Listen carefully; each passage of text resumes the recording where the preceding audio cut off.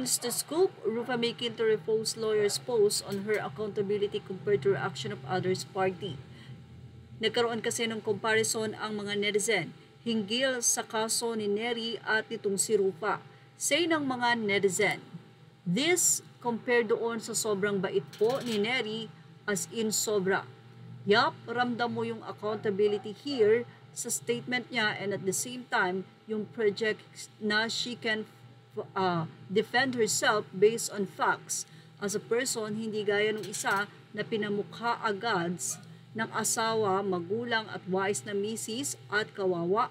Yan ang ibinahagi nga ni Chito Miranda kamakailan naman na nagpe-play na agad sa emotions ng tao. Rufa never mentioned na mabuti siyang ina at kung anuman, while etong isa kulang na lang ilayo talaga sa pagiging connected sa nangyari yung asawa niya. I love yung I will fight for my name and reputation like walang paligoy-ligoy, ako tama, sila mali. Yan kasi ang naging pahayag o statement ni Rufa May Quinto. Well, narito po ang buong statement ni Ms. Rufa May Quinto.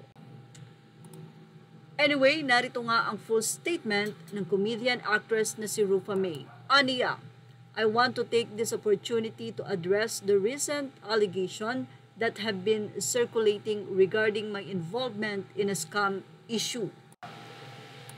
Let me state this unequivocally. I have no connection whatsoever to any fraudulent activity and I categorically deny these baseless accusations. If anything, I am also a victim and I am determined to seek justice.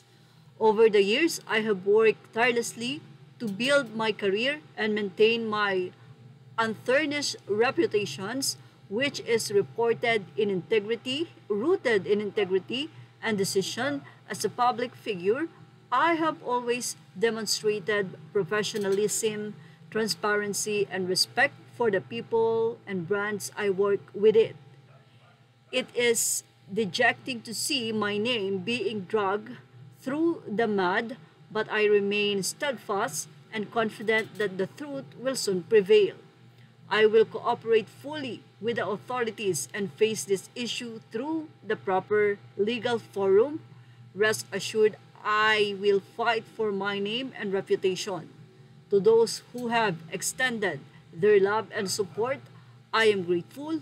Let us allow justice to take its course, and I humbly ask for your patience and understanding as the truth unfolds. Nung hindi pa nagsasalita si Rufa May Quinto, narito ang naging say ng mga netizen kay Neri Naig. Ayon sa kanila, grabe no, the term of events. Like talaga one day ang ganda lang ng buhay mo, the next you would experience something totally unexpected. The wheel of life, kaya dapat be kind always, you wouldn't know what happened next sa life natin. True, and ang painful dito, if talagang wala siyang alam na manluloko yung tiyanda, is victim siya pero siya ang nagsasuffer, naging fall guy bigla para lang may makuhang hustisya yung ibang victims. Kaya dapat don't sign up to some schemes plus businesses without proper knowledge, careful considerations, and lawyers. And most importantly, never scam innocent people. Parang kind naman siya, marunong siyang mag-share, boastful siguro. Kaya if possible, keep quiet na lang. Huwag masyadong pabilib. Still, I pity her kids. May she be able to get through this at makulong yung pinaka-root cause ng gulo na to. Well, hindi pa dyan nagtatapos ang simpatya at iba't ibang reaksyon ng mga netizen kay Neri Naig. Anila yung may-ari, sana ang tugisin nyo. Next time kasi gamitin ang utak, huwag yung pagka-greedy. May it be a lesson learned pero huwag ka nang dumagdag sa sama ng loob. Sana hindi naman ganon. I hope talaga sobrang entrepreneurial niya at kagustuhang tumulong or makatulong, naloko rin siya. Narito naman ang naging say pa ng ilang netizen. Ayon sa isang netizen, questionable naman kasi talaga si Ate Neri. Hindi ka makakabili ng resort, resto, rest house, etc. ng ganung kabilis. Especially yung yacht. Something fishy kahit yung mga sikat na derma clinic, hindi nagawa yan.